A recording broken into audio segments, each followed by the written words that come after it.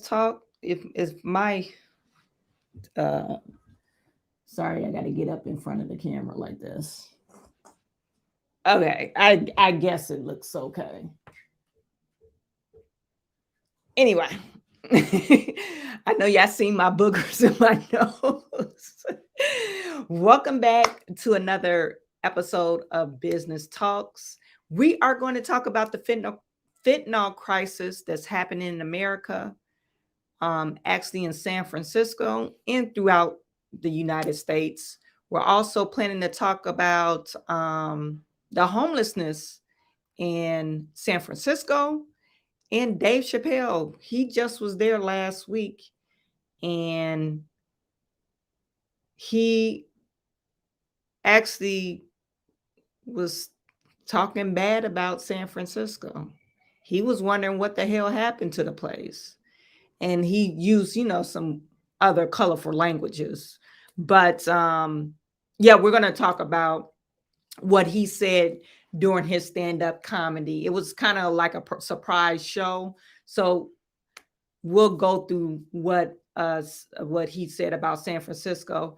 And also we are going to view a hearing with John Kennedy and Cory Booker. John Kennedy presented a bill where he's trying to, or he was trying to pass a bill to give out stiffer prison sentences for drug dealers that's selling fentanyl. And it didn't pass because Cory Booker, he objected to the whole notion. So they haven't even voted on the bill.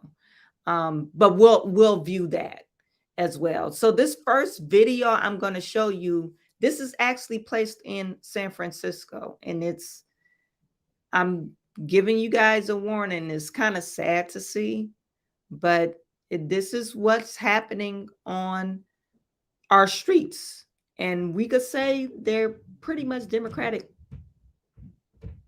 ran cities, progressive ran cities.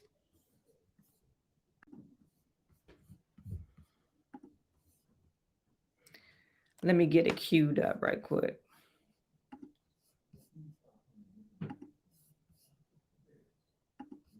Afternoon on the doorstep of San Francisco's main government building, a snapshot of America's fentanyl crisis. It doesn't just look stark. An average of one person every 10 hours dies in this city of a fentanyl overdose.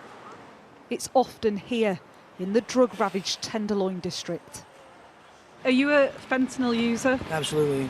I've been an opiate addict for probably 10 years. Trevor used to inject heroin, but fentanyl, he says, is a different beast, and he wants everyone to know. I mean, the fact that this isn't a main issue, on TV every night is insane to us. I've never seen anything like it. I'll meet regular people, square Joes, on their way to work, and they'll stop, hang out with me, try this drug for the first time, and then leave their life. Literally, not leave. From that moment on, they're just out here with us. Is that what fentanyl does? To some people, it's insane. I've never seen anything like it. No one has. What's it doing to the streets? Man, it's turning everybody into, a crazy, violent drug addict. We're doing an interview. I know, but do that somewhere else. Y'all smoking crack right here, and there's a daycare right there. We're interrupted by private security, asking them to move out of the view of a nursery. This is a city divided on how to deal with the scourge of drugs. It's so sad. You see, like most of them, they're like in wheelchairs. They don't get their pants pulled up. They're doing drugs in front of a daycare. It's like really sad. And you see how the police officer, he's like, you guys got to move. You got to do your drugs elsewhere. What happened to, hey, you're possessing drugs, drug possession? What happened to arrests? Are we going to arrest people for possessing drugs? But I guess that doesn't happen in this city because they think of it as it's like a a medical crisis when you're a drug user, which it is. Yeah, I mean, if you're addicted to drugs, is like a medical crisis. But how are you going to combat it? You're just going to let people use drugs anywhere? To me, it's kind of crazy. Some want the streets swept.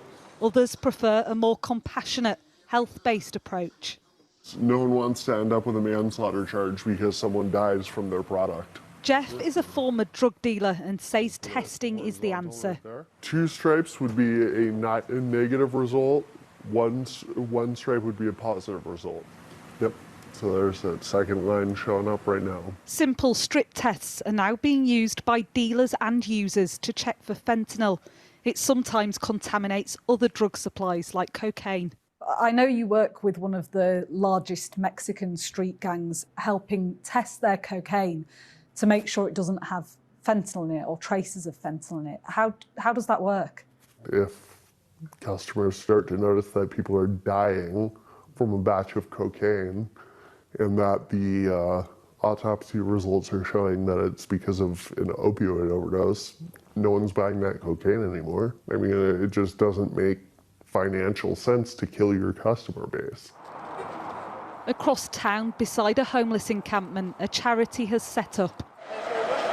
They hand out clean syringes and overdose reversal treatments. How has fentanyl transformed your home? People are dying. A lot more people are dying. And it's in a lot of the drug supply, and people are doing it without knowing they're doing it. And it's made substance use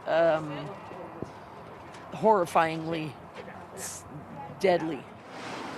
It's difficult to believe at times that this is one of America's great historic cities, home to more billionaires than anywhere on earth. This is 2 streets from the headquarters of Twitter, but it's an open-air drug market. It is a tragedy with no easy resolution. Showing up. So you see that. You see people are literally dying on the streets. They are dying on the streets and no one's really concerned about this crisis. I mean, they're saying that they're concerned, but like literally they haven't put nothing in action to take care of this. You got homeless, you got drugs, fentanyl, and you have crime. You guys will not believe the numbers. The amount of people that died from fentanyl overdose last year. It's insane. I had to look at it, and it's really insane what I found out about fentanyl. You know how they said, I don't know if you guys hear, like the liberals will say the number one killer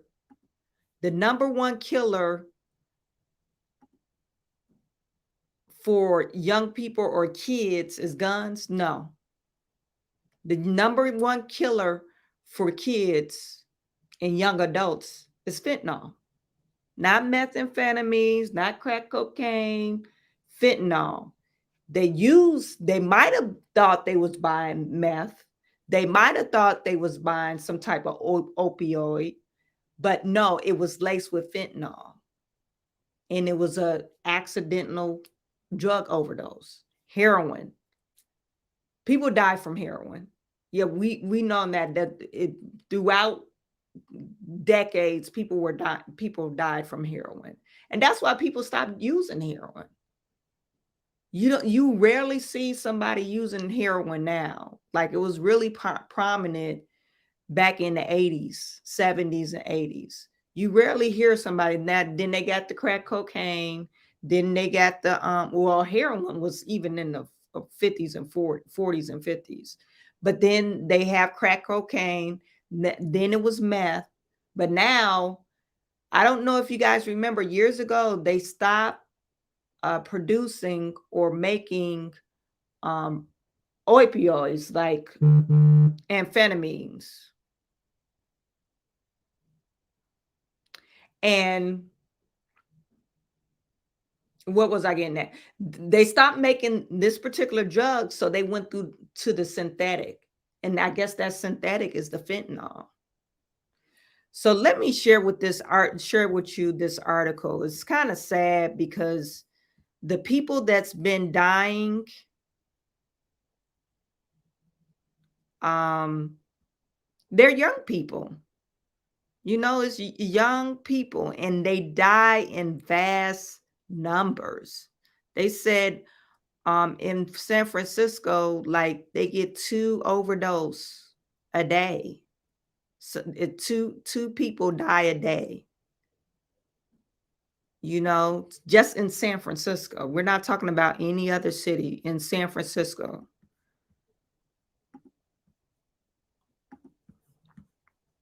NPR.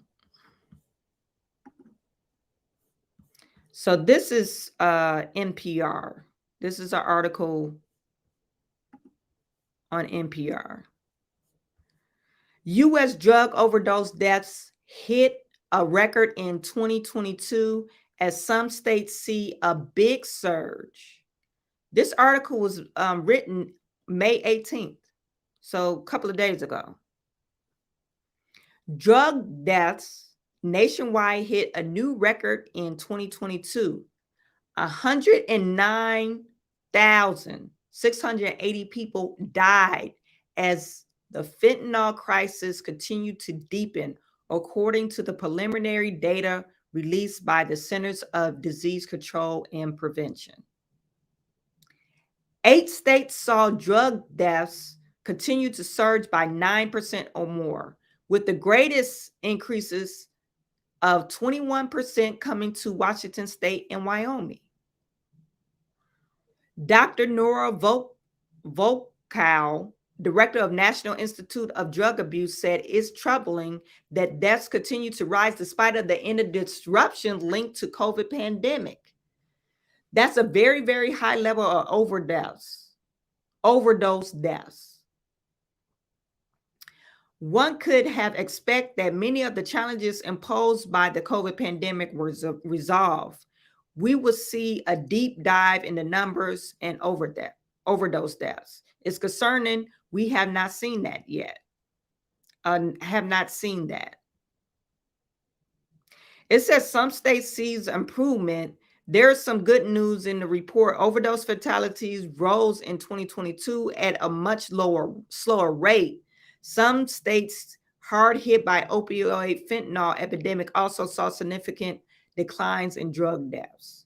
Maryland, West Virginia, 2 states hit hard by the opioid fentanyl crisis, each reduced their fatalities by 7% from 2021 to 2022. You know, we could say that maybe those test strips, since they're offering those free test strips to drug users, maybe are, you know, drug users, they care about their lives too, even though they have some type of substance abuse problem. Now that we got those test strips out, so I could test my drug to make sure it doesn't have fentanyl in it. So maybe they're becoming wiser, but hell, and maybe less people are getting involved with drugs because they're scared. They see this zombie-like activity from a drug user, and they're like, shit, I ain't about to use no drugs. You know, so maybe the younger people or the younger kids that's in school that's introduced to drugs, maybe they're like, oh, I don't want to touch it. But I would like to see why they decreased by 7%, you know. In fact, that it does seem to be flattening out, at least at a national level, is encouraging. But these numbers are still extraordinarily high. We shouldn't suggest the crisis is in any way over. Yeah, we know that. The White House described that these latest numbers as progress, arguing that by slowing the increase in drug deaths, thousands of lives have been saved nationwide. We expanded treatment to millions of Americans. We're improving access to naloxone. I don't know how to pronounce that name. I'm probably pronouncing it wrong. It's a drug that reversed the overdose. And we're attacking the illicit fentanyl supply chain at every choke point. Dr. Rahul Gupta, head of Office of National Drug Control Policy, in a statement. As a result, around 19,000 people are still alive and can be there at the dinner table, at the birthday parties, and life's most important moments. I don't really think they're attacking the actual cause of what's going on, how the drug is getting in here. Now, we're going to listen to Rob Kennedy because his take on it, he thinks is getting in through the borders, which it is. But the article that I found not only is getting through the border. Let me digress for a minute. Fentanyl is a synthetic drug. Well, it can be produced synthetically. The number one producer for fentanyl, synthetic fentanyl, is China. Legally. They legally produce fentanyl. And they produce it in China. That's where they get it from. So they get it from China, and it's brought over to Mexico or whoever. And they use it here too. They use it for different types of stuff in the medical facilities. But then they lace their drugs with fentanyl, hoping to give their clients a higher high. But with fentanyl, you got to be a chemist. You can't just be like, oh, I'm just going to put a dash in there and think a person will survive just a dash. You gotta know the potency of the fentanyl, and you also have to know the ratio of which you mix it at, and that you have to be a chemist to do that. So, and then you're saying, oh, we're gonna give you this, whatever piece of crack or whatever. I don't know what meth looks like, but I'm imagining it looks like something like a rock, and it's not chopped up. It's not like, oh, this is 8 grams or a gram or half a gram, and you put it on the scale. But who mixed it? It's just somebody in the kitchen mixing some stuff, and they just, doing willy-nilly. They're not chemists. These are drug dealers. So anyway, so that's part of the problem. Then the other part of the problem, they send the fentanyl over to Mexico. Mexico stamps it in a pill. And that's how pills of fentanyl get over into America. So they have two problems. So ordering drugs from China. China is the producer of fentanyl. And if you want to know where I got that information from, let me just show the article.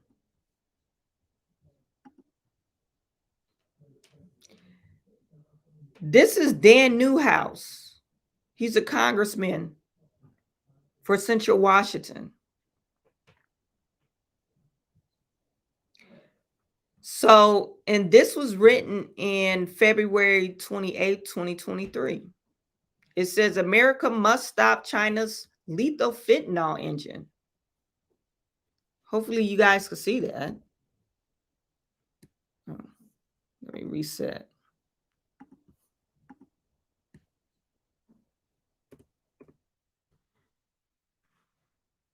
America must stop China's lethal fentanyl engine. Some people might be surprised to find that the leading cause of death among American ages 18 to 45 is not disease, cancer, motor vehicles, accidents, COVID-19, and it's fentanyl. Okay, we already told you that. Fentanyl is highly addictive and creates large profit margins for those involved in the manufacturing and dealing the synthetic opioid. The world's largest source of illicit fentanyl and fentanyl analogs is China. When they use the word analog, they're talking about synthetic. Okay, it's China. It's China, where a mere 2 milligrams of fentanyl make up a lethal dose for most people. 2 milligrams. What does 2 milligrams look like? Probably smaller than my fingernail, you know, smaller than that. Maybe a tip of a pencil. If I had a pencil right here, this is a mechanical one. There's not no lid in it, of course, but a tip of a pencil. This is 2 milligrams. And it's a lethal dose. Fentanyl is cheaper to make than other opioids. It's easier to smuggle over borders because of its power in small quantities. You could have 40 grams and you could kill a whole bunch of people. And 40 grams, probably like the palm of my hand. It's easy to hide that. This create a sizable business model for the drug ring and a perfect storm for users who could easily get addicted to this lethal drug. And they were saying fentanyl is highly addictive.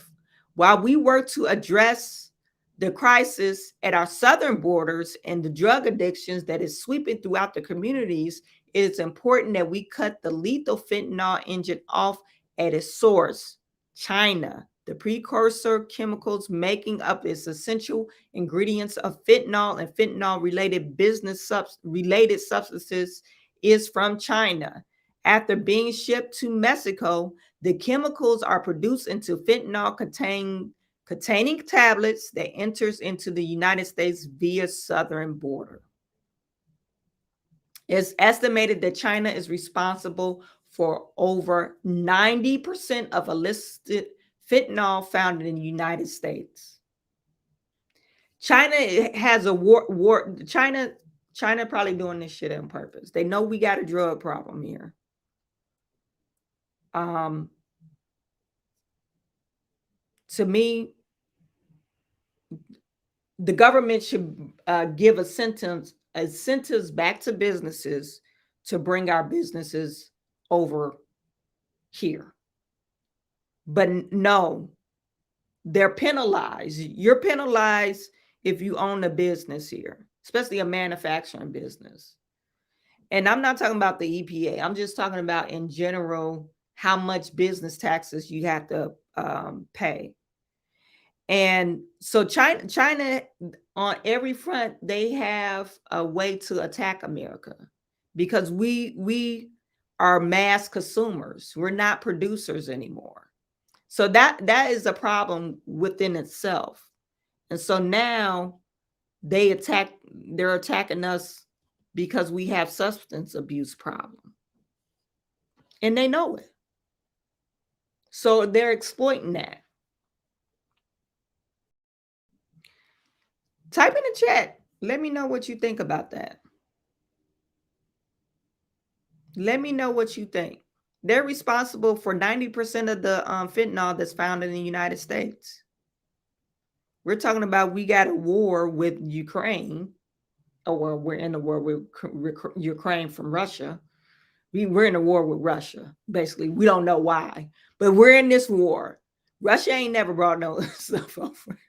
Russia ain't never brought no stuff over, but we're in bed. China, we're in bed with China.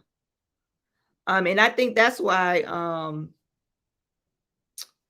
Donald Trump, that's part of the reasons why he really didn't care too much for China, especially the whole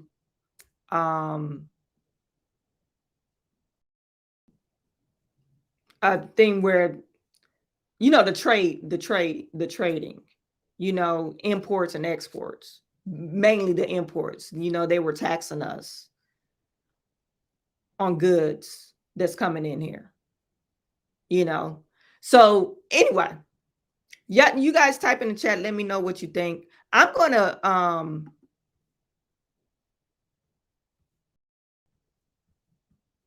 gonna put this up here. Let me just respond to some of your chats.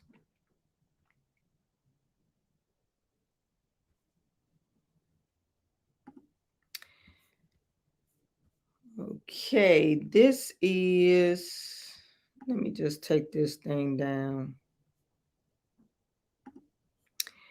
Kurt Silva, Shawan, I'm glad I came across your channel. It's good to come across another YouTuber who say it like it is. Please keep up the work with keeping it real. Wake up, America, and listen. Thank you, Kurt, for tuning in. Really appreciate you.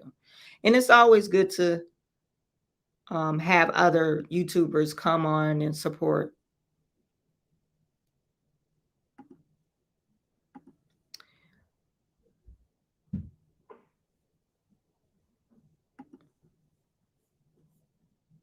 Kate Nori.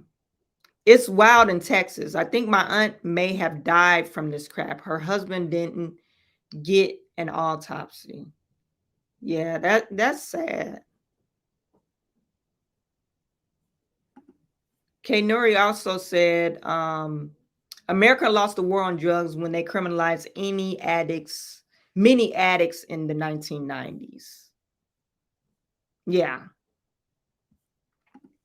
Ryan Kyrus. China is not even responding to the president anymore. China wants us to die bottom line.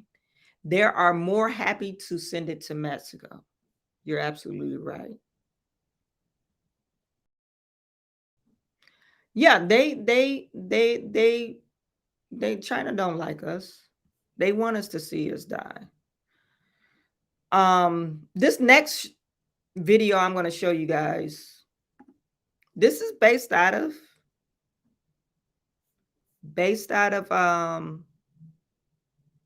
San Francisco.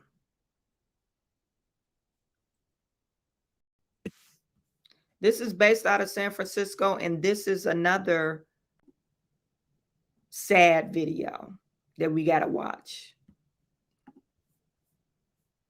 In the world. But below its gleaming buildings lies a humanitarian disaster. We have had, more overdose deaths in 1 year than we did of COVID deaths in our city. Every day, on average, 2 people die from a drugs overdose here. In December, Mayor London Breed called for a state of emergency in a notorious district called the Tenderloin. Pow! Pow! Get me off camera! We've been told it's simply too dangerous to bring our cameras here, so we are filming on our phones. Black market. Artie works for a charity called Urban Alchemy. There is a lot of open drug use. I mean, it just happened literally right now, right here. Urban Alchemy aims to get drug dealers off the street and helps addicts find a way to drug services. Good morning, good morning. You okay? We about to come through and clean up, okay? Who all want coffee? Let's go. How you doing, brother? We immediately came across a street with so many people doing fentanyl, it was hard to get by. Can I ask what you're smoking, sir? Fentanyl. Fentanyl. The local drug dealers had delivered the fentanyl about half an hour before we arrived. Some were openly taking it on the street, seemingly unworried about the police. There you go. There you go. Seeing this firsthand is pretty shocking. He trying to make it up. There you go. You got it, bro? You got it, bro? Fentanyl was developed as a pain medication. Its use as a recreational drug, though, has exploded due to its low cost. It's 100 times stronger than morphine, and even a tiny quantity can kill. Yeah, this is like this every day. And you think it's... There's evidence of drug use everywhere. There go 1 that's been used, 2, 3, these are pulled out of needles. As we were filming, a woman approached us. Do you guys know where we can get any free tents at around here? Free tents. Beth and her partner Jay have been in San Francisco for a year. So this couple, they've been in San Francisco for a year. You just heard that. But they came from a different city because fentanyl is cheap. And they live on the street and they seem like some normal people. But the drugs, it's like it seemed like they're normal people and they will have a job and a place to stay. But no, they live in a tent on the street.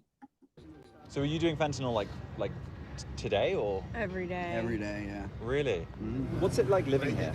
Lawless. Completely lawless. This is anarchy. In December, the Democrat mayor of San Francisco made a spectacular U-turn on previous progressive policies.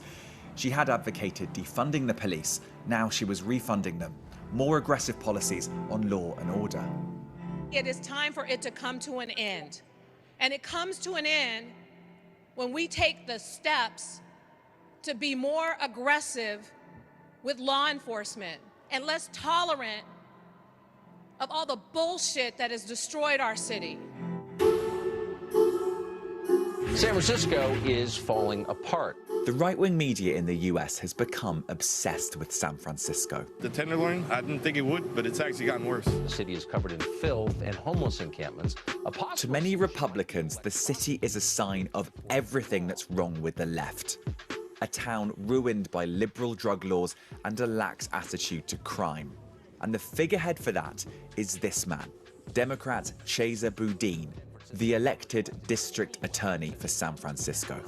Boudin is a Yale-educated public defender who has never prosecuted a case.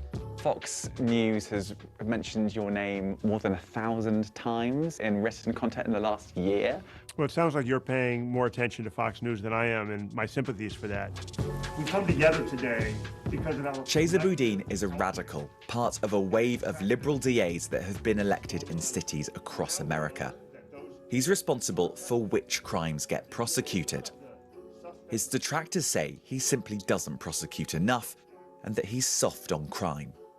This is an issue we can't prosecute our way out of. The history of the war on drugs tells us that. We need real investments in housing, in treatment on demand, on mental health services, on harm reduction, and doubling down on a failed war on drugs is never going to solve those problems.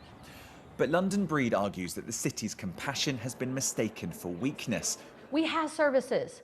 If you look at what we spend in San Not to cut old girl off, but this guy right here, you could tell he's like out of touch. And I'm not, like I said, I think it's a medical crisis if someone's hooked on drugs. Yeah, that is a medical crisis. But how much, if you're a drug user or a crackhead or whatever, you're shitting on the street. You're literally dying on the street. So if you don't want the help, how can you force somebody to get help? I don't know if that makes any sense, but how can you force somebody to want to do better? So he's saying that they need more social service and stuff, but this lady, she's saying no, they got plenty of social services. They spend more than anybody else in the country. Has been mistaken for weakness. We have services. If you look at what we spend in San Francisco per resident compared to any other major city in this country, I bet there is no comparison. So we're making the investments. The investments alone are not going to combat the challenges that continue to exist in the city and especially in the Tenderloin. These two politicians are the most important in the city, both Democrats, remember, and yet they simply don't agree on how to solve San Francisco's issues. I was very surprised, frankly, to see London Breed publicly call for moving more than $100 million out of the police budget into other areas of the budget.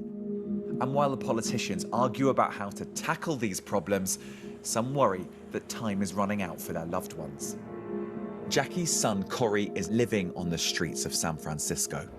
I know that he's overdosed before and been revived with Narcan, so just one little mistake. Jackie hasn't seen or heard from Corey in 2 months. She's come to the Tenderloin to try to find him. Those are dealers over there, but I don't see them over there. Let's go this way. I'm looking for my son today. Have you happened to have seen him? Look for me. He been out here for a while? Yeah, he has been. We're not having much luck, but then a glimmer of hope. I'm looking for my son who's out here. His name's Corey. That's Corey, I know Corey.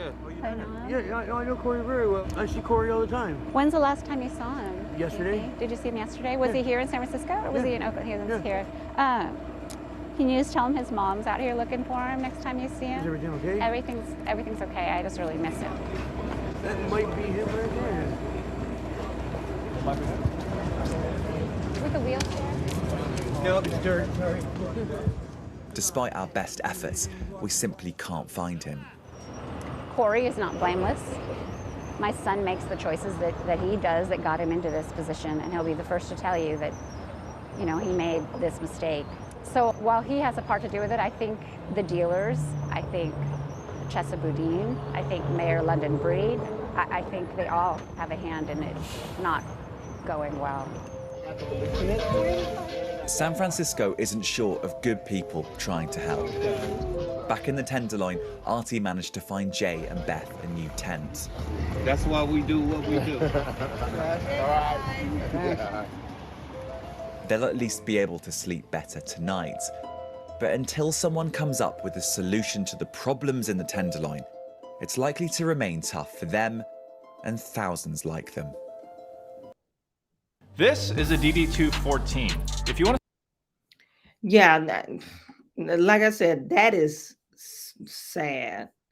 You know, you got people just zombies out on the street.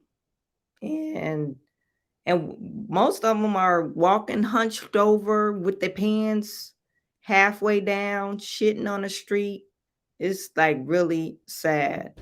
So I'm going to read to you guys what Dave Chappell, when he went to, he did a surprise stand-up in San Francisco. It was like a pop-up visit, last minute kind of thing. And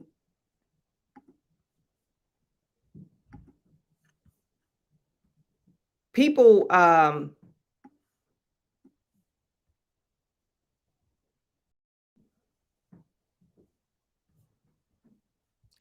agreed with him, but you know, you in San Francisco and you're talking about them. So it says San Francisco housing crisis response rose to the courts in 2020 to San Francisco housing crisis and response. Oh, I'm sorry. I'm reading the wrong passage. Dave Chappelle says San Francisco needs Batman during a stand-up show.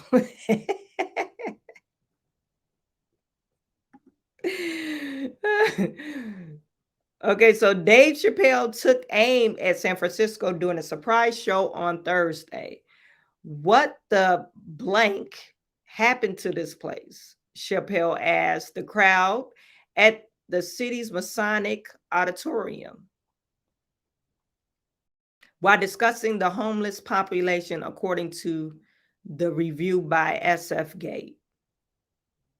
The comedian and Ohio resident told a story alleging that someone defecated.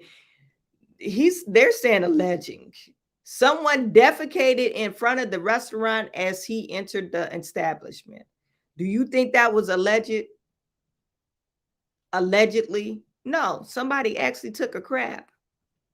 That's what, I don't know, you guys remember, this was a while back. This is before the pandemic. San Francisco was hiring sanitation people to pick up shit off the street. That's an actual job.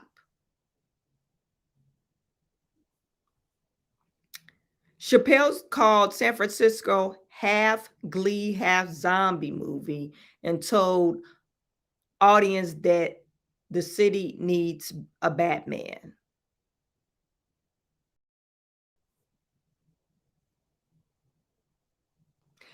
SF Gate noted that Chappell stayed away from addressing his controversial past comments surrounding transgender topics.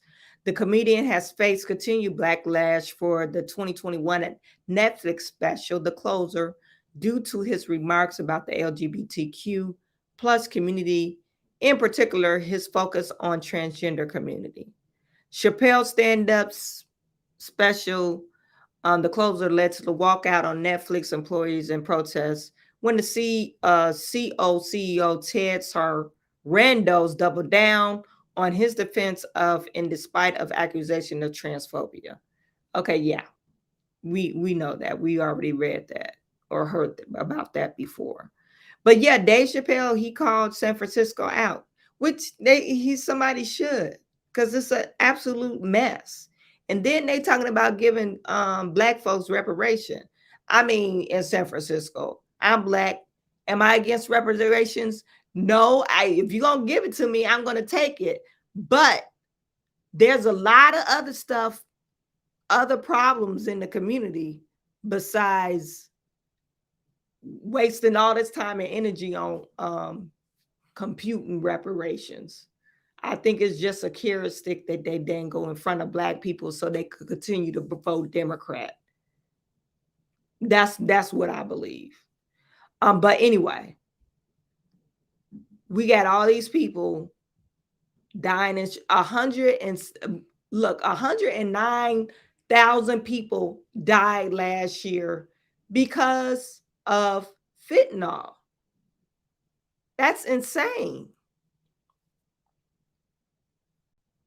And they think that, and it's typically these Democratic cities, that you could just house these people or put them into one area. And that's not true. They just eventually spill off into, other neighborhoods, and we already talked about how that one guy over the Cash App, the founder of Cash App, got killed in San Francisco, even though he got killed by a person that he knew. But the guy who killed him probably thought he would have never got caught. He probably didn't know it was a camera in the area. So the crime in San Francisco is high. They said it's ridiculous. Like the guy said, it's lawlessness in San Francisco. It's really ridiculous. And I feel sorry for people that have to live there. You know what? To me, I'll just pick up and move. You're not gonna tell me I gotta raise my kids in this crap. But I'm pretty sure that there's other, areas that you could visit, or other areas that you could areas in San Francisco that's actually nice. But like I said, most of the time that shit spill over to other communities. You can't keep it contained.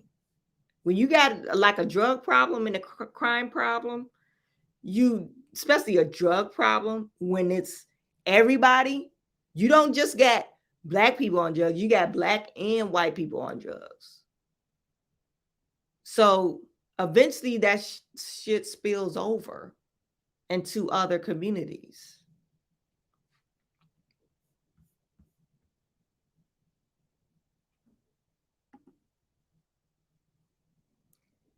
That would be an American way, though, especially towards Black people. I'm assuming reparations.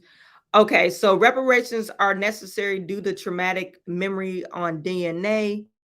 It's why a lot of Black people in America have had blood pressures and predispositions to a lot of disease. I'm not for sure if I agree with that, only because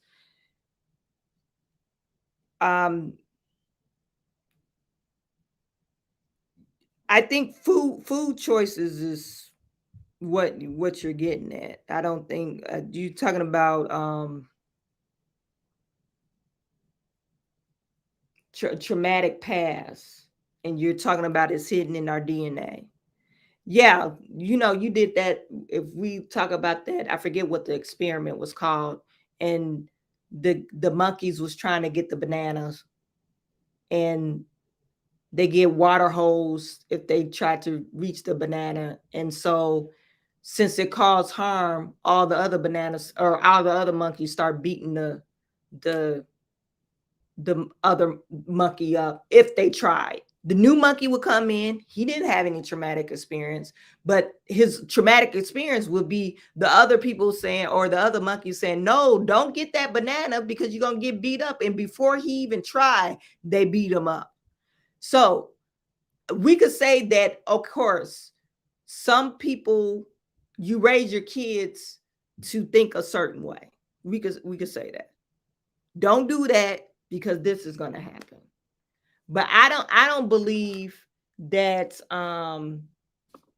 your food choices or the stuff that people do, it's particularly Black people, I don't think it has anything to do with trauma. The stuff that Black people are doing now, and I could say we because I'm Black, I think it all has to do with parents not being in the home. The family nucleus is broken because we didn't act like that when we was traumatized. Before segregation came about, we weren't acting like some crazy ass people. And when I say crazy, because all Black people don't act like that, but the stuff that we're seeing in the news, like in Chicago, where all those kids took the takeover and they just beating people up, they're going on these robbing sprees, killing sprees. These are teenagers. We didn't act like that. Black people didn't act like that. We might have been poor, but we did not act like that. We had some type of respect and dignity.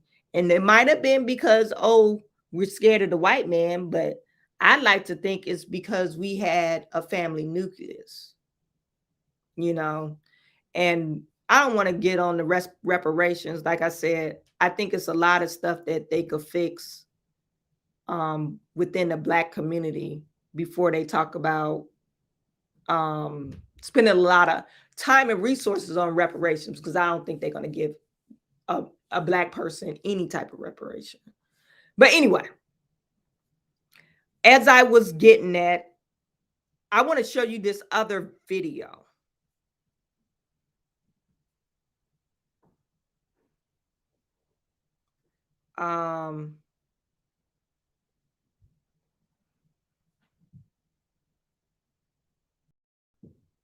I want to show you this other video about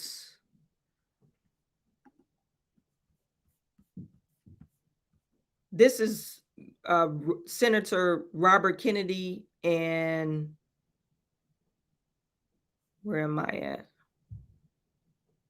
I thought I said it.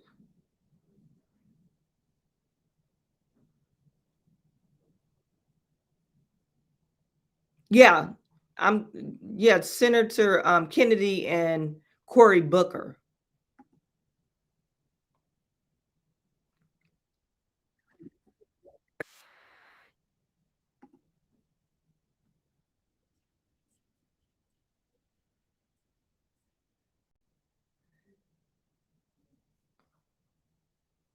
If I can find it.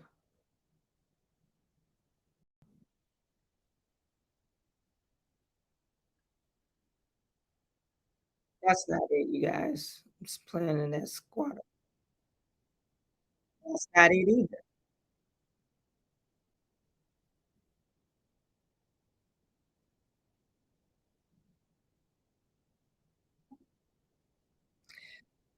While I find that video,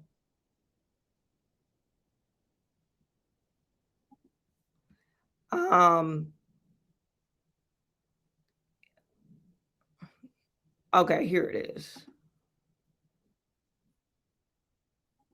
So actually, Robert Kennedy, he's going to really explain the impact of fentanyl in this video. And then this is a bill that he's trying to present. He wants stiffer penalties on fentanyl. If a drug dealer gets caught with fentanyl, he would like stiffer penalties. And right now, there's no mandatory sentence for that corresponds to the harmfulness of fentanyl. And he's going to explain that. So he's trying to present this bill to get people to vote for it, but Cory Booker says it's not the way that they should play this, you know.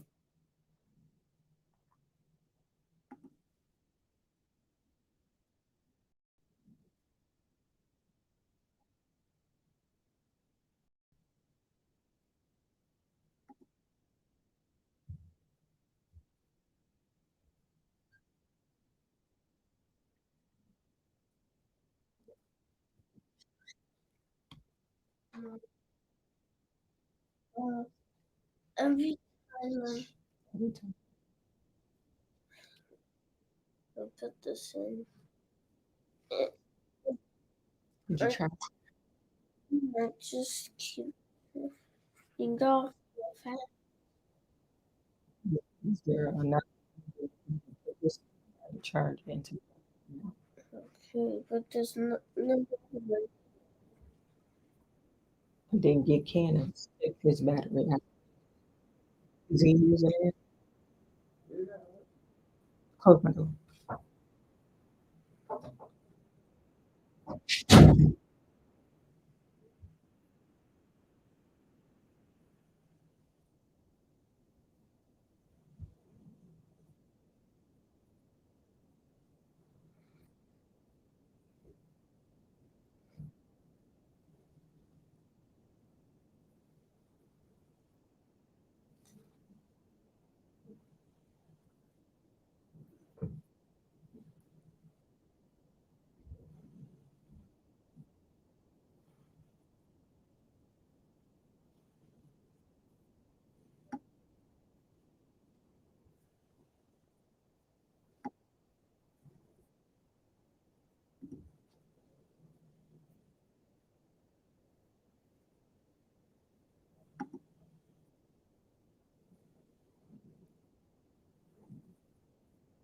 Fentanyl Sentencing Act of 2023. And it will change what I just talked about drastically. It will reduce the amount of fentanyl that a fentanyl dealer has to possess before facing the mandatory minimum 5 years of prison. Now, Mr. President, I know you know this, but when you're dealing with fentanyl, the amounts really matter. Fentanyl is 50 times more potent than heroin. Not 5, not 15, 50 times more potent. It takes only 2 milligrams to kill you. Here's a pencil. Here's the point of a pencil.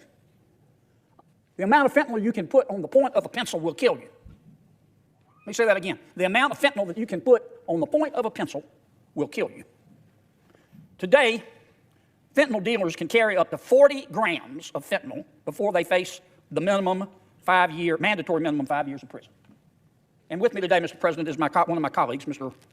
Wesley Davis, who's also a good lawyer, I might add. This is 40 grams of fentanyl. It's not actually fentanyl, it's flour. But if the flour were fentanyl, this would be 40 grams. You can have this much. You have to have this much before you get a minimum 5-year sentence. And remember, the pencil, enough to go on the head of that goes on the head of a pencil can kill you. But you've got to have this much.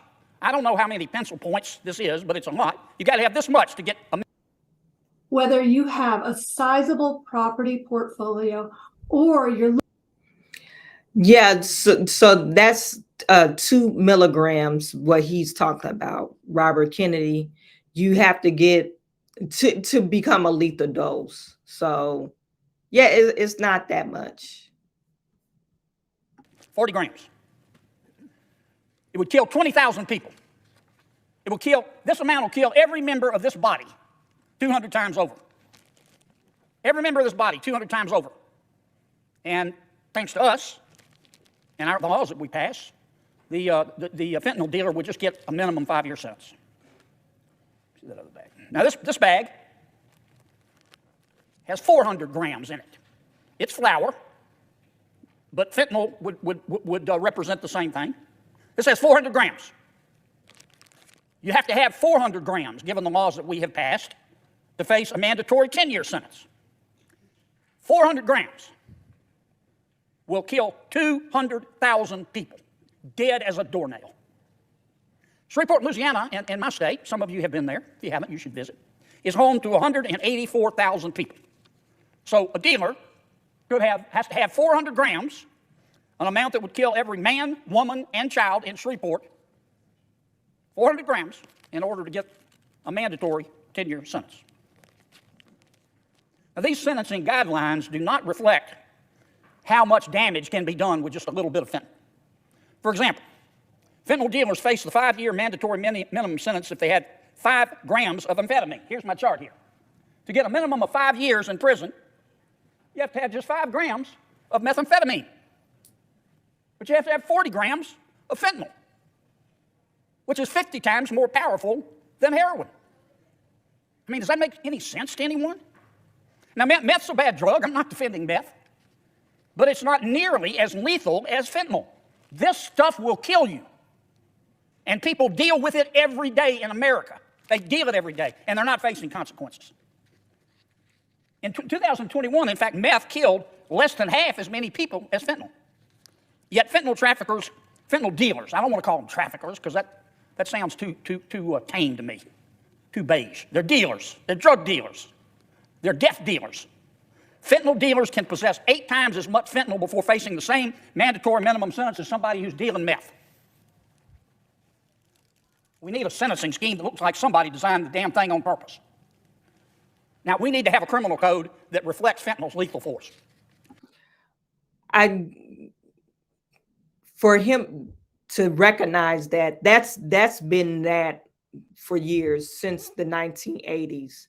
Black drug dealers deal crack, so of course they got stiffer penalties. I think this grams change crack cocaine. So crack cocaine is prevalent in the black community. They have stiffer penalties on, but look, powder, and this always been, and that's why it's and it was President Trump. He overturned some convictions. Barack Obama overturned some convictions, drug convictions. But powder cocaine is the purity of crack cocaine. But you see, you got to have 500 grams of crack cocaine, 500 grams of crack cocaine just to get a 5-year mandatory sentence.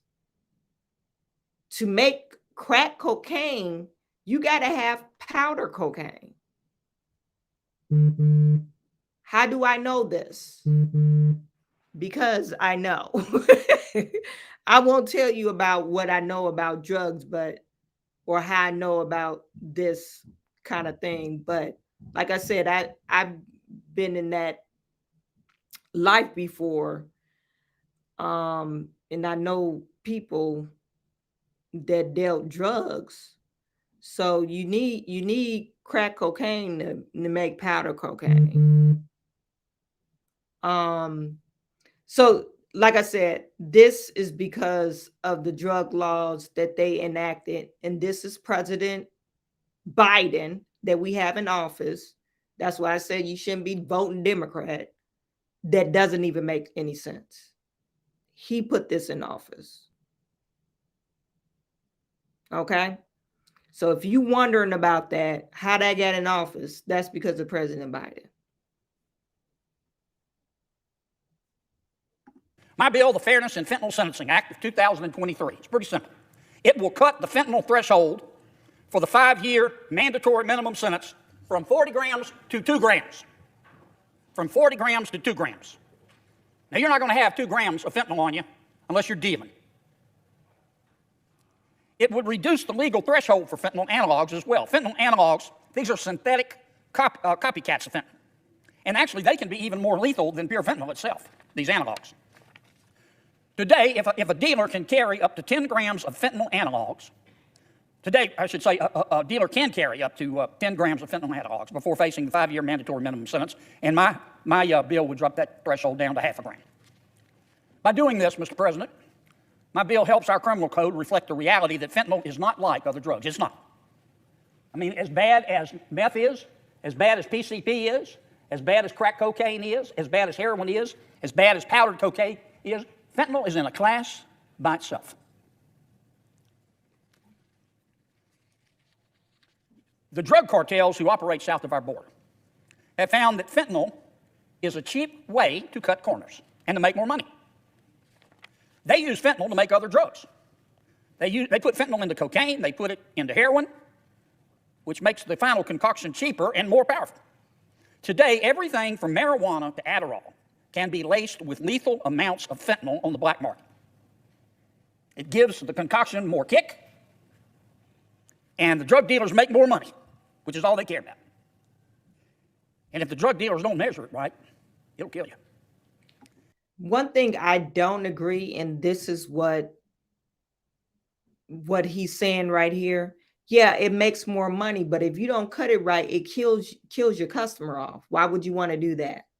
So he just saying they just out here, drug dealers just, oh, I want to make more money to get them hooked, but they don't want to kill them because then you're killing your customers. How you gonna make more money if they're dead? They try it one time and they dead. So that doesn't make sense. What he's saying, I think that's because he kind of old school.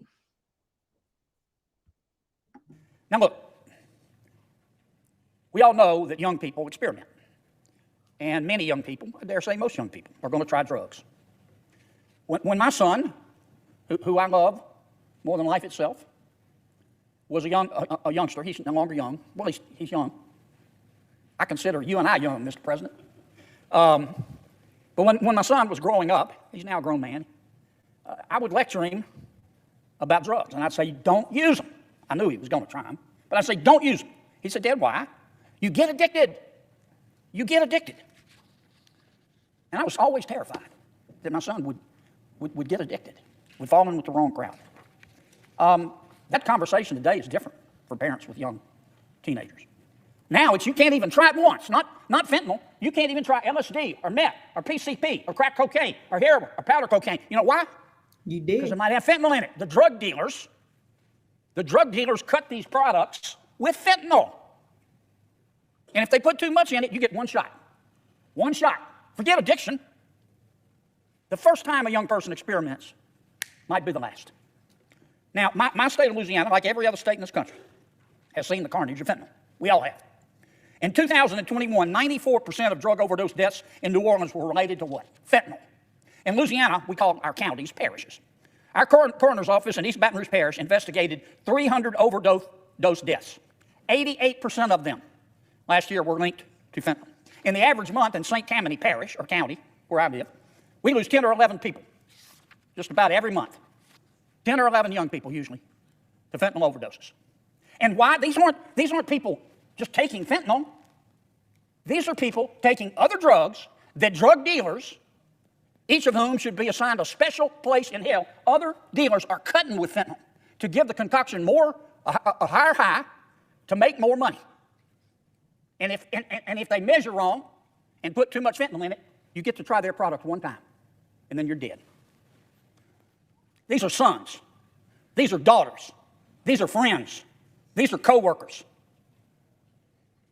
And every one of them has a family. Now, while our families and our kids are suffering, the cartels and the drug dealers who help them in America are getting rich. There was a recent report from the Department of Justice, Mr. President. It states, yeah, of course they're getting rich. Fentanyl, they said, is really cheap. So, and now you could cut your drugs with it. So you put less expensive product into your drugs and put more of the inexpensive, and then you're making money hands down.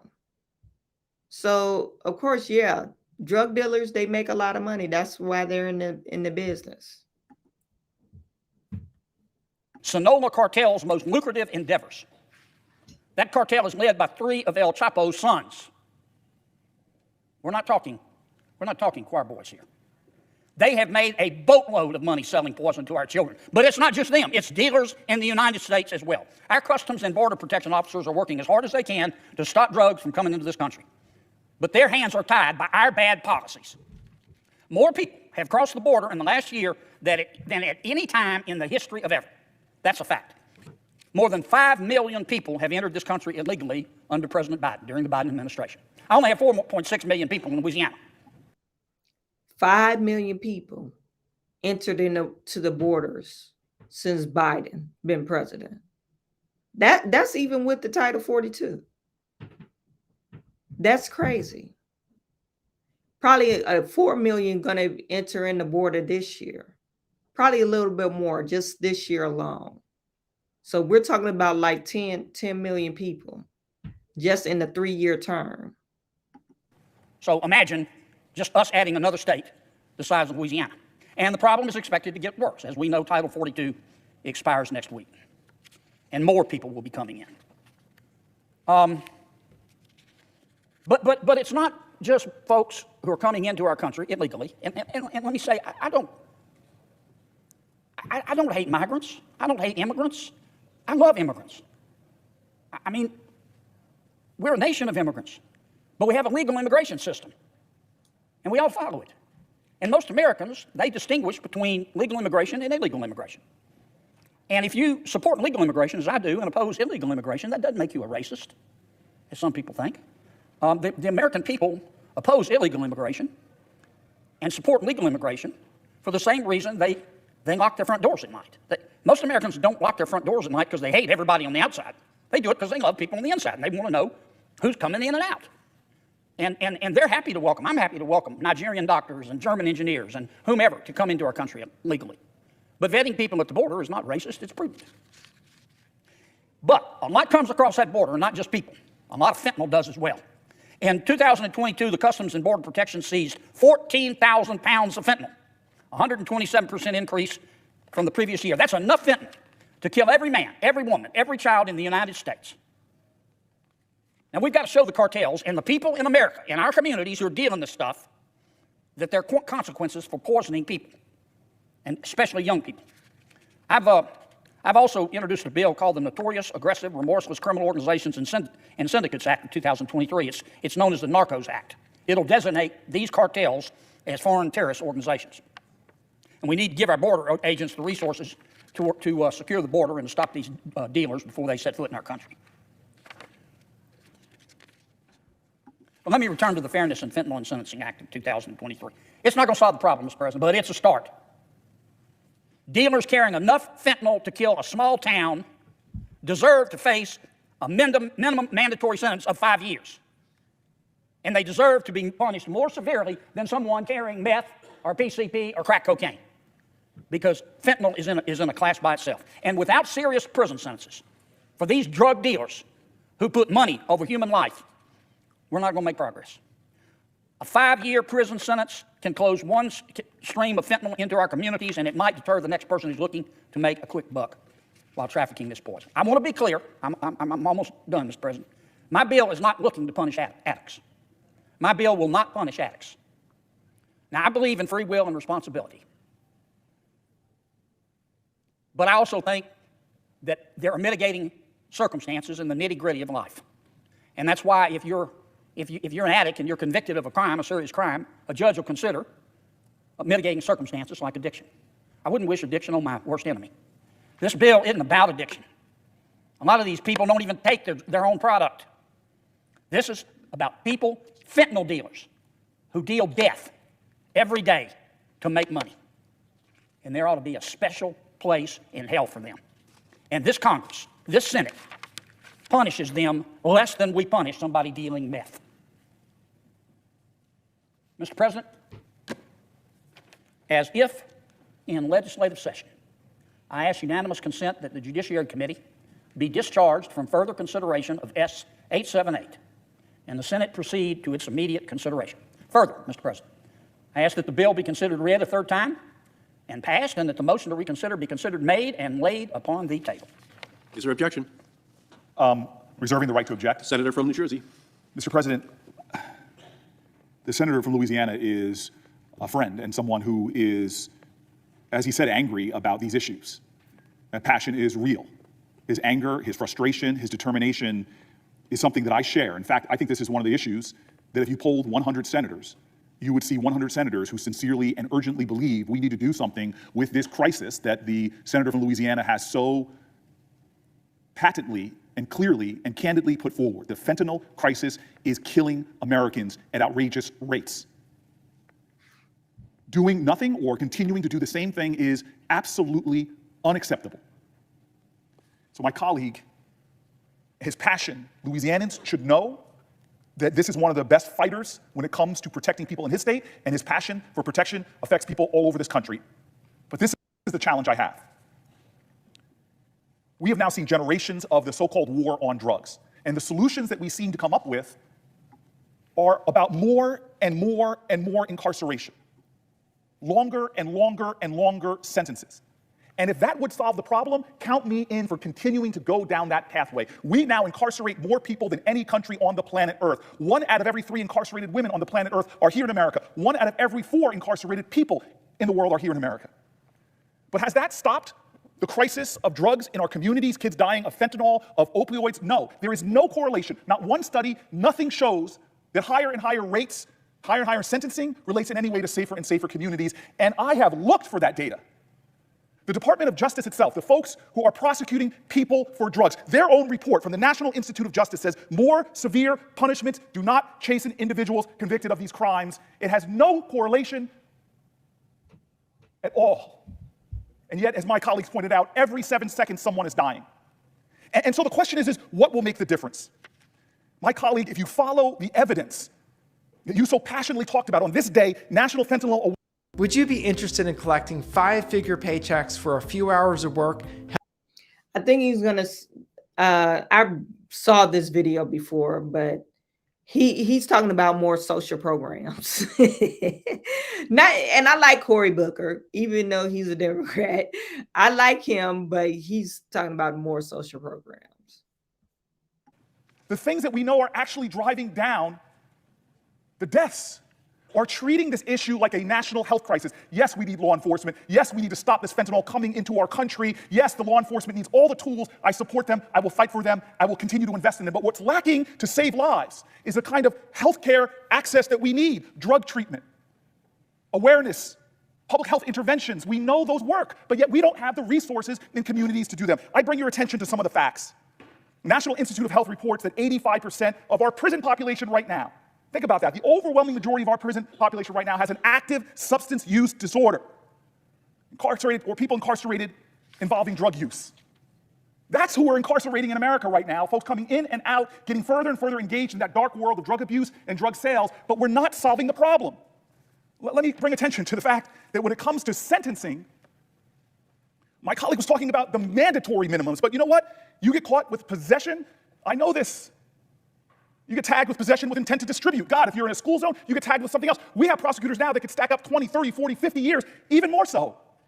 I don't know if folks know this, but on your first offense, possession with intent to distribute, 5-year mandatory minimum, but you could be given up to 40 years. The second offense in the United States of America, you could get a life sentence.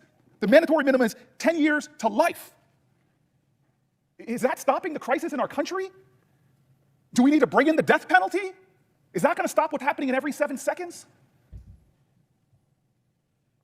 30 years I've lived in Newark, 25 years to be exact, and God, I've watched the drug war and what it's done. More mandatory minimums, more incarceration, and lives continue to be destroyed by the horrors of drugs. I beg this body to look at the evidence of what actually saves lives. Did you know the #1 reason why people don't call for help when someone is having a drug overdose is because they're afraid of the consequences when they engage with the police? People are dying right now because people are afraid of the police because we're treating this like just a law enforcement problem and not a public health problem. I will join with any colleague on either side of the aisle to stop the scourge of fentanyl taking too many of our children. But God, follow the evidence and let's work together on what we see is actually lowering causes, lowering the rates of death. So yes, I object with a heart that is hurting, with the same anger that my colleague has shown. I will work with him. We've worked together before. Let's do something that is a comprehensive approach, that follows the data, that follows the report, that follows the National Institute of Health and the DOJ's best recommendations. I will join with him, and we'll bring to a floor a comprehensive bill that does affect fentanyl coming into our country, overwhelmingly being brought by Americans, that does affect law enforcement's capabilities and powers to detect those substances, as I found out on the border, that does impact the addicts that he so passionately and compassionately cares about. Let's do a comprehensive bill, not something that the data does not support will actually stop children from dying like they have died in the many seconds that I've talked. I object. Objection is heard. I mean, I agree with both of them. I mean, of course, you got to solve the person that's bringing over the drugs and selling them. Then you have to solve, okay, if this product, really, if this product didn't exist, will we still have drug users? Probably so. We'll still have somebody addicted to some type of drugs. Meth is really bad. Meth is bad, especially with young people. So you still have meth heads. I like I said, I don't know. You could say, oh, life-saving, like that Narconon. I think it's called Narconon. Narconon saves, it stops reverse overdose effect, but you got to have somebody right there to administer it to you when it's happening. And if you don't, you'll die. So, but I know Narconon, they make it available. They make it, you could get it for free. You could go to the drug clinic and get it for free. They have a methadone clinics throughout the city. You trying to kick the habit, you go to the methadone clinic. Methadone is just a precursor to meth. So it's like, okay, but you want to help people, but if the drug is not there, would it kill the urge? I don't think so. You got to have some massive changes within yourself to say, hey, I want to kick this habit. And some people still don't kick the habit, or some people kick their habit in years and go back and end up killing themselves. So I think both of them are right, but you got to attack it on both ends. You can't just say, oh, we're not going to give stiffer penalties. And because I think you should give stiffer penalties for this type of drug. Heard. Senator from Louisiana. Mr. President, I listened carefully to my good friend Senator Booker's remarks, and I appreciate them. Let me make 2 or 3. Let me start over. I listened very carefully to my friend Senator Booker's remarks, and I appreciate them, and I thank him for his offer to work together, and I do want to work with him, but I want to make a couple of things clear. My bill doesn't deal with addiction. My bill deals with dealers. A pencil, the point of the pencil. Healthy You vending is better than a franchise. When the fit on the point of a pencil will kill you dead. You're not walking around with 40 grams of fentanyl for your own personal use. You're going to deal it. You're going to cut other drugs with it. You're going to sell it to young people. Probably not even tell them fentanyl's in it. And you're not going to measure the fentanyl very carefully. If you get too much in it, somebody dies. There are others. Because if you can get them to take your meth with fentanyl, mace with fentanyl, given that fentanyl is 50 times more powerful, more addictive than heroin, you can get them addicted. I'm not talking about addicts. I'm talking about dealers. Dealers in death. Dealers that this body punishes less severely than a meth dealer, or a crack cocaine dealer, or a PCP dealer, or an LSD dealer. What you allow is what will continue. I don't know if my bill will stop all the fentanyl dealers in America. I can't make you that promise. But if it'll sure as hell stop the dealer caught dealing, and that'll save lives. I agree with my good friend Senator Booker. I believe in justice. The definition of justice for some is complicated. I believe in the definition that was put forth, I think it was St. Augustine, who said justice is when you get what you deserve. Justice is when you get what you deserve. And fentanyl dealers deserve, yes, a special place in hell, but they sure deserve to be punished more severely than dealers of less dangerous drugs. Thank you, Mr. President. Yeah, we're going to go to some of your chat. I believe that if you take drugs off the street, there's going to be another drug to replace it. I do believe that. Just like fentanyl. Fentanyl it's been around for a few years, but before it was methamphetamines, then before that it was crack, before that it was heroin, and all these drugs, they still exist. So it's like, okay, we could take drug off the street, but you still have people with this illness, so I think they just probably should close the border down, stop bringing stuff over here for a minute, just cut it off and see what happens. That's my own personal opinion. Okay, we want to stop all shipments coming in.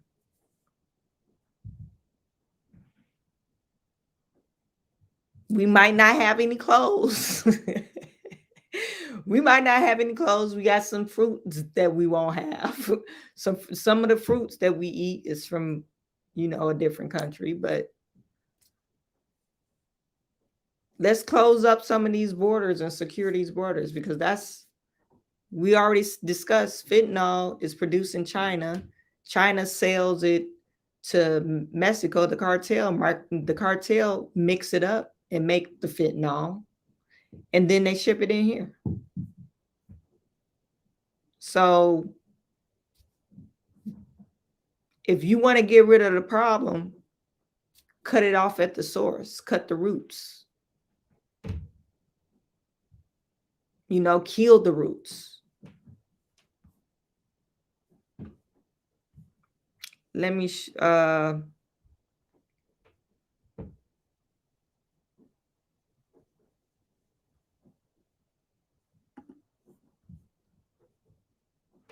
it says, Kurt Silva, the United States of America, with all of its flaws, it is still an amazing country to flourish if you choose. Why are people from every part of our planet trying to become citizens here?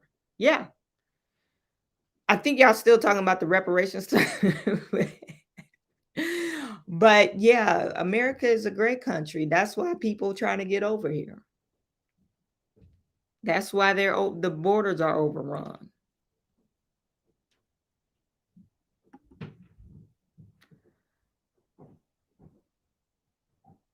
K Nori, I don't know if I'm pronouncing your name right, but Kurt, not sure what I said in my comments that insinuates I haven't made good choices, but I can assure you I've made some great ones. Overcoming the past does not mean forgetting or no accountability.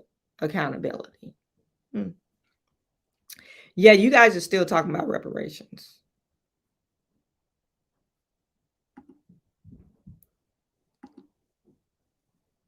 Also, all politicians need drug tests.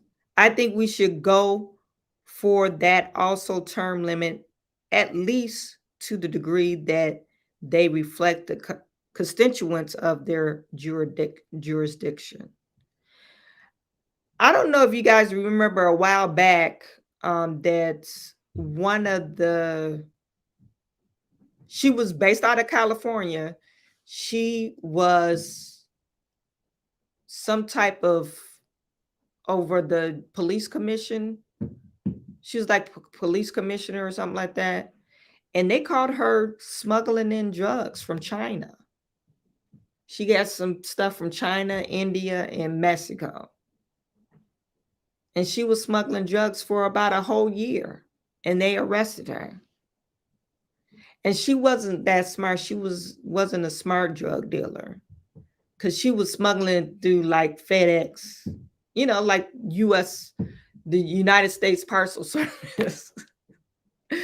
Like you didn't even have a drug mule. You using the actual United States Parcel Service, the UPS, to smuggle your drugs.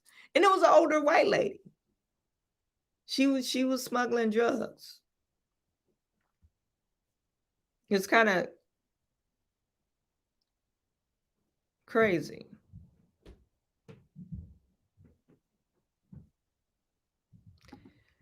Robert Jordan says a Spartacus moment again for Cory Booker.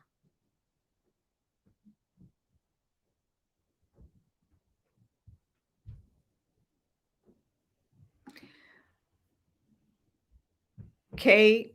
Nori, he said, I find most of the politicians disingenuous. So much theatrics. It's like that they're reading the paper for the first time. I wonder if they have writers. No, they don't. Most enrich themselves. We can't find the other Okay, I'm gonna help you. I just need to get Xbox control.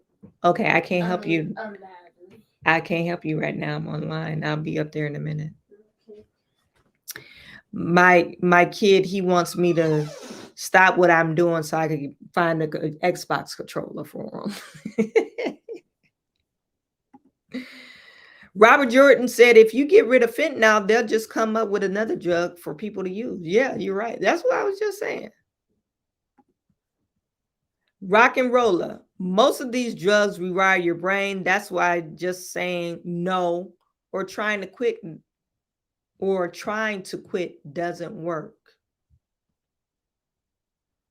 I think if you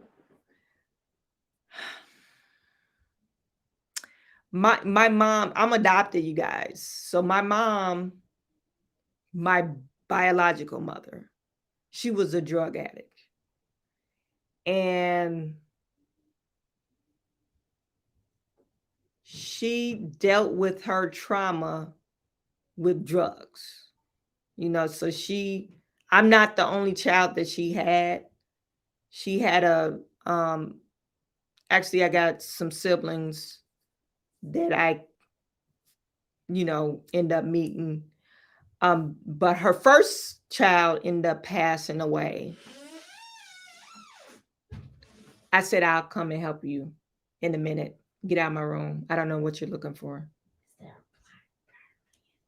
No, Chase took it upstairs. So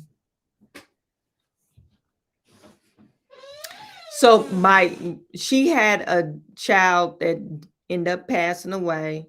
That was traumatic for her. And then she had my oldest brother, and then she had me, but she gave me up for adoption. So my oldest brother, okay, her husband passed away. Then she had my oldest brother, and the guy that she had him by, he was horrible to her. So she ended up wasn't able to cope, and she ended up using drugs. And that's how she tend to deal with her pain. She ended up using drugs, and then she gave me up. She said she wasn't able to take care of me or whatever. She couldn't do it or whatever.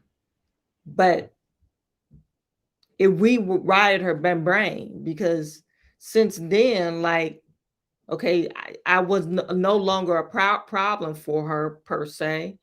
You adopted me or gave me up for adoption, but she continued to use drugs. And I think she continued to use drugs for some years until one day she kicked the habit. But as I talk to my younger siblings about, their childhoods, they don't really give me the full story, but she would go on these, binges or whatever, what drug addicts do. So they never, and she was addicted to crack. So I don't know if you ever kick the habit. You always are a recovering addict, but like her brain is not, it rewires your brain and messes you up. That's why you just have to say no. And I don't know how to have this conversation with my kids. I don't know. I don't want to scare them like, oh, look at this. But we have talked about drugs before. But what do you tell your kids growing up? Just say no. And that's why I try to keep my kids in athletic stuff. Oh, your body, you only get one body. Look at so-and-so, we don't live in the hood, so I can't show them drug addicts, drive. But what do you, we have visited Detroit and we've seen some people out there pissing just in the middle of the street, So, I mean, like I said, you gotta say no, but drugs do rewire your brain. That's what my whole point of that story, because rock and rollers said that you gotta say no, because it does rewire your brain. And I don't think you ever really kick the habit. You got to be a really strong person, and you have to really change your environment. It's another book that I'm reading. Let me see if I can find it. And it talked about people coming home from the Vietnam War, and they were hooked on drugs. Like 80%, not 80% of the people that came home from Vietnam War, just the 25% of the veterans or the servicemen that were in the Vietnam War, 25% of them got hooked on drugs. But when they came back over here, 80% of them kicked the habit cold turkey. And this author talked about how just changing your whole environment. If you just change your whole environment and that habit per se, it helps you kick that habit. So maybe these people that we have has to be displaced into a new environment, submerged into a new environment that there's no drugs around for them to access. And maybe that's how they will kick the habit. Let me see. The book is called, and you guys probably heard of this book, because Atomic Habits. That's what it's called, Atomic Habits. And it's by James Clear. But I forget what chapter is in, of what he's talking about. What chapter? I think it was like chapter 5 or chapter 8. But he was explaining how they did that study, and most of those people that were addicted to drugs in the Vietnam War, when they came back over here, they didn't touch drugs at all. So I think that's one of the ways that they could probably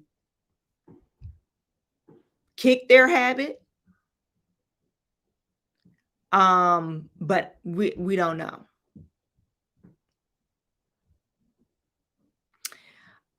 So that was it for our live stream. Thank you guys for tuning in.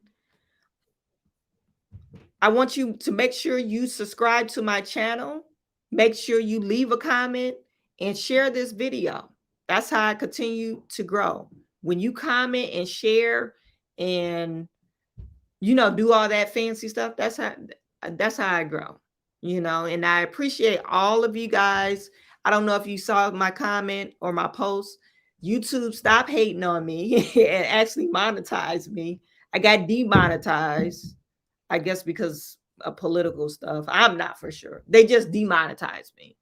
And then a few months later, they monetized me again. So I'm monetized. I got monetized a couple of days ago. So I appreciate that. Thank you, YouTube. And I appreciate all of you that's been tuning in. I am going to head off. I am sending all my good to you. You guys have a good Friday, a good rest of your weekend, and I will talk to you soon.